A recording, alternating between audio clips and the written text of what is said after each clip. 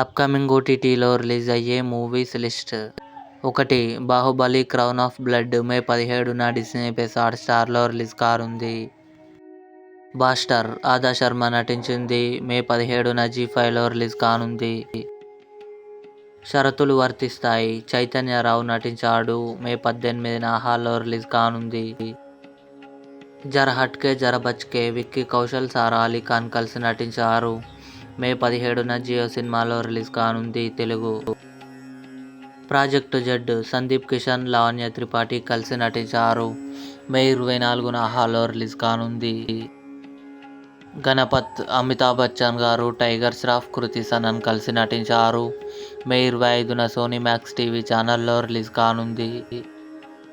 Panchayat season 3 మే 28న Amazon prime వీడియోలో release కానుంది.